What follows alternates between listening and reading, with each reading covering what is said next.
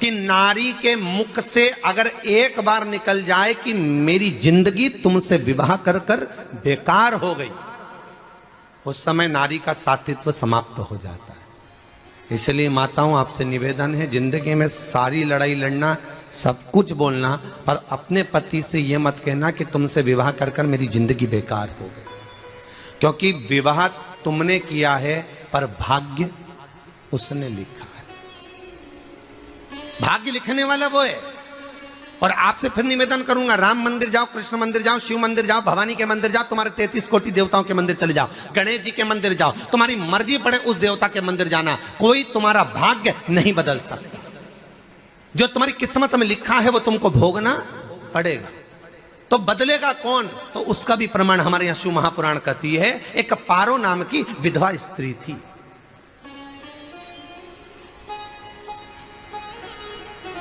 क्या नाम है उसका? नाम पारो। विधवा है, पति नहीं है, एक बेटा है। और विधवा स्त्री जो थी वो गर्भ से थी, उसका संतान नहीं हुई थी, पति मर गया था, वो गर्भावस्था में बेटा रह गया और पति चले गया। पारो बड़ी दुखी थी, भगवान का भजन करती बहुत, घर में कुछ भी नहीं था, जो व्यापारी जो धन था उसके पति का वो सब लोग खा गए। जब जैसे व्यक्ति जब तक जीवित है तब तक संसार उसका है, जैसे ही वो गया उसका सारा धन भी उसके साथ चला गया, व्यापार धन रो पड़ी। पारो आंखों से अश्रु बहता है, नैनों से जल बहता है, नैनों से बिंदु बहता है, और पारो की आंखों से जब आंसू बह रहा है, अश्रु निकल रहा है, जल बह रहा है। बेटे को जन्म दिया, उसने सोचा अपनी जिंदगी तो बेकार हो गई, पर बेटा जन्म लिया तो इसका नाम अच्छा रख दूं तो हो सकता है भाग्य आगे अच्छा हो। तो उसने उसका नाम भाग्य सिंह रख दिया। क्या नाम रखा? भाग्य सिंह। भाग्य अच्छा रहेगा इसका, तो हो सकता है कुछ अच्छा कर ले। पर बेटे की भी किस्मत इतनी प्रबल नहीं थी। मां जगह जगह बर्तन मांझ कर काम कर कर बच्चे का पालन कर ली। बच्चा थोड़ा बड़ा हुआ, मां मेरे सारे मित्र सेठ हैं, मेरा ही किस्मत, मेरा ही भाग्य ऐसा क्यों है, मेरी ही किस्मत ऐसी क्यों है ऐसा?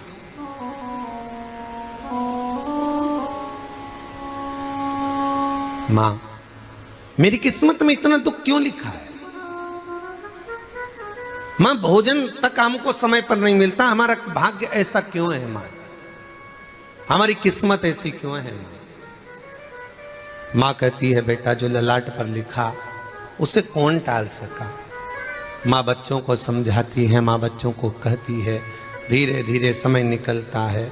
मां एक बार बता, मां तू कहती है कि सब भगवान ने लिखा है भाग्य में, तो भगवान का मिलेगा मुझे बता दे। मां बोलती है, ऐसी कोई जगह नहीं जहां भगवान नहीं।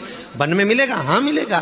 मां का कहना मानकर भाग्य सिंह वन में चले गया, और घने जंगल में भाग्य जब गया भाग्य सिंह, और घने जंगल में जब पहुंच गया, ढूंढते ढूंढते ढूंढते ढूंढते ढूंढते तो भी भगवान तो भगवान की छाया तक नहीं मिली।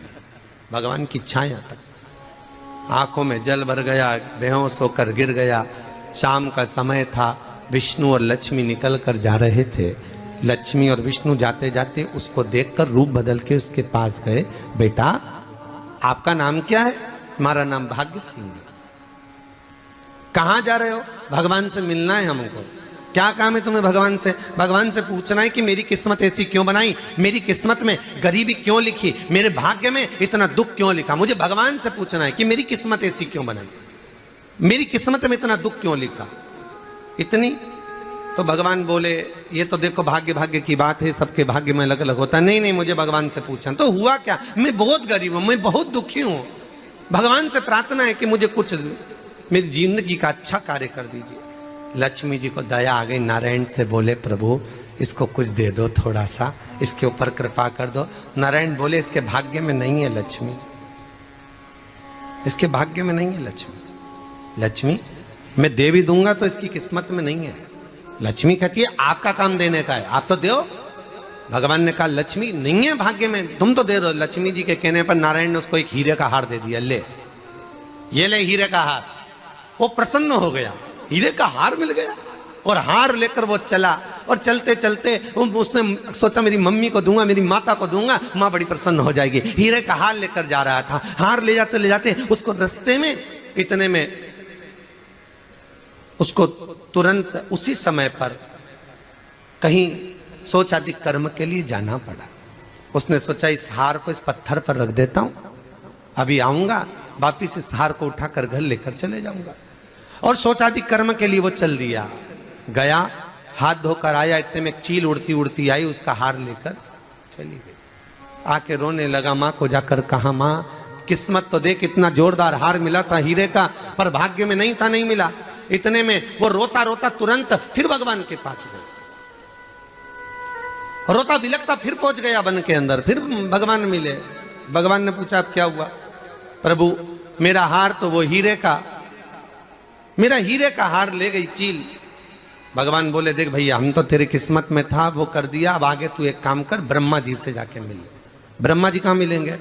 यहां से आगे जा, ब्रह्मा मिल जाए। ब्रह्मा के पास गए। ब्रह्मा जी ने कहा क्या हुआ? ब्रह्मा जी मेरे भाग्य में गरीबी लिखी है, कुछ अच्छा कर दीजिए। ब्रह्मा जी कहते हैं तुम्हारा भाग्य में जो लिखा है वो तुम्हें भोगना पड़ेगा। नहीं नहीं आप कृपा करो। लक्ष्मी जी ने नारायण से कहा इसको कुछ कृपा कर दो। तो भगवान ब्रह्मा जी ने कहा चलो इसका भाग्य बदलने के लिए एक हीरे की अंगूठी दे देता हूं। भगवान ने उसको हीरे की अंगूठी दे दी। अब हीरे की अंगूठी दी, फिर वो लेकर चला। इतना खुश था, अब मुझे हीरे की अंगूठी मिल गई, अब मुझे हीरे की अंगूठी मिल गई। इतना प्रसन्न होकर जा रहा था, इतने में इसको लग गई प्यास। इसने सोचा पानी पी लूं। पानी पीने के लिए इसने मुंह को करा नीचे, जेब में रखी थी अंगूठी, वो पानी में लुढ़क गई। लुढ़कते से एक मछली निगल गई, अंगूठी भी हाथ से चली। देखिए कोई कितना भी साथ दे दे, पर भाग्य में अगर सुख लिखा होगा तो वो अपने आप मिलेगा, नहीं मिला। फिर आया, फिर मां से कहा मां ऐसा हो गया। मां ने कहा चल जाने दे, तू रोज रोज बहाना बना के चले जाता है, दिन भर इधर उधर घूमता रहता है, शाम को आता है और बहाने बना के कहां की स्टोरी सुनाता रहता है, ना जाने कहां की कहानियां सुनाता रहता है। चल काम पे जा, कुछ काम कर तो भाग्य बदलेगा। नहीं नहीं मां मैं सत्य बोल रहा हूं, नहीं माना। फिर चले गया। नारायण ने कहा एक काम करो, अब तुम शंकर जी के पास जाओ। शिव जी के पास गए। भोलेनाथ जी ने उसको हीरे की पोटली दे दी। वो हीरे की पोटली ले जाकर अब की बार सोचा कहीं रुकूंगा ही नहीं, सीधे घर गया। मम्मी को याद करा, माँ नहीं थी। उसने एक लोटे के अंदर हीरे रख दिए, मैं माता को ढूंढ के आता हूँ। माँ को ढूंढने गए, इसमें चोर घुस गए घर के अंदर, लोटा ही ले गए हीरे का। फिर आके देखा, फिर माँ ने कहा, फिर बहाने बनाया तूने, फिर स्टोरी सुने, फिर कहानी सुने। माँ मैं सत्य कह रहा हूं, सत्य कह रहा हूं। आखिरी में हार गया। फिर भगवान विष्णु और ब्रह्मा ने एक ही बात कही, तू शंकर के मंदिर की चौखट पर जा।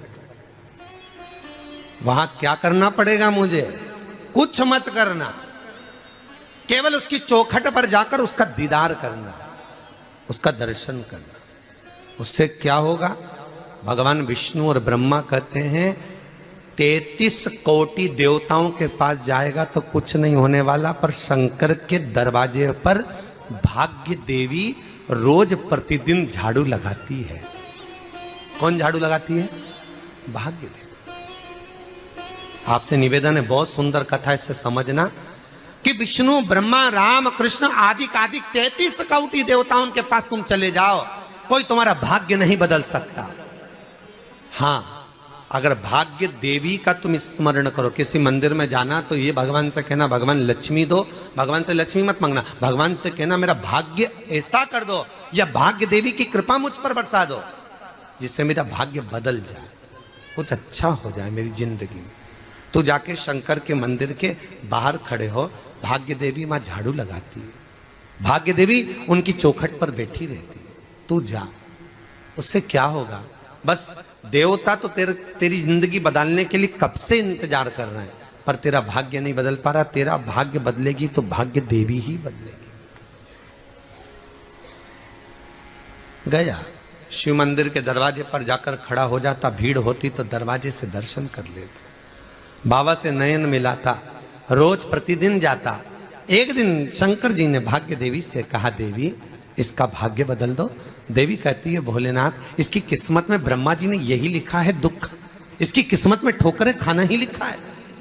भाग्य देवी तुम मेरे दरवाजे की झाड़ू लगाती हो, आज इसके भाग्य की झाड़ू लगाइए। भाग्य देवी ने कहा, भोलेनाथ आप कह रहे हो? हाँ मैं कह रहा हूं, क्योंकि मेरे दरवाजे पर इतने दिन से रोज आ रहा है और मेरे दरवाजे से खाली चले जाए अच्छा नहीं लगता।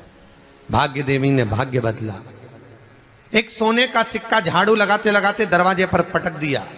उस सोने के सिक्के को लेकर वो चला और सोने के सिक्के को ले जाकर उसने माता को दिया। अब भाग्य कैसे बदलता है वो देखिए। सोने का सिक्का लेकर गया और तुरंत वो सोने का सिक्का घर में पहुंचा। रात से ठाठ हो गया, बेचकर भोजन की व्यवस्था करी। एक दिन मां ने सोचा कुछ ऐसा करूं कि मैं मछली का व्यापार करूं, और मछली खरीदने के लिए गई। और मछली खरीदने के लिए गई, जो मछली मिली दे तो दी व्यापारी ने, परंतु घर लाते लाते वो मर गई। मरा तो काटा तो इसमें से हीरे की अंगूठी मिल गई। अंगूठी तो मिली, इतने में मां ने कहा, देखो भगवान ने बड़ी कृपा करी, हीरे की अंगूठी मिली। बेटे ने कहा, ये मेरी ही अंगूठी है। मछली निगल गई थी। मां ने कहा, बेटा जाओ, थोड़ा आज ब्राह्मण भोजन करने आएंगे, थोड़ी लकड़ी काट कर लिया। बेटा लकड़ी काटने गया, एक पेड़ पर, सूखे पेड़ पर चढ़ा लकड़ी काटने के लिए। काटते काटते उसको पेड़ की डाली पे एक हार टंगा हुआ दिख गया। वो हार वही था जो हीरे का चील लेकर गई थी। वो हार प्राप्त हो गया। आते आते रास्ते में प्यास लगी, सोचा कहीं एक आध बर्तन मिल जाए पड़ा हुआ, तो लोटा पड़ा हुआ मिल गया जिसमें हीरे पड़े हुए थे। जब भाग्य चलता है तो सारी रास्ते अपने आप खुलते खुलते खुलते खुलते चले जाते हैं। जब भाग्य नहीं चलता तो चाहे कोई हीरा दे दे, चाहे कोई सोना चांदी दे दे, चाहे कोई फैक्ट्री खुलवा के दे दे, तो भी कुछ दिन में ठप्प हो जाए। भाग्य चलेगा तो धन आएगा, भाग्य नहीं होगा नहीं, तो फिर कुछ मत करो। क्या करना है बोलो तो? जब भाग्य अगर दिक्कत दे तो कहीं जाने की जरूरत नहीं है। एक ही काम करना है, शंकर के दरवाजे पर जाकर उसका दीदार करना।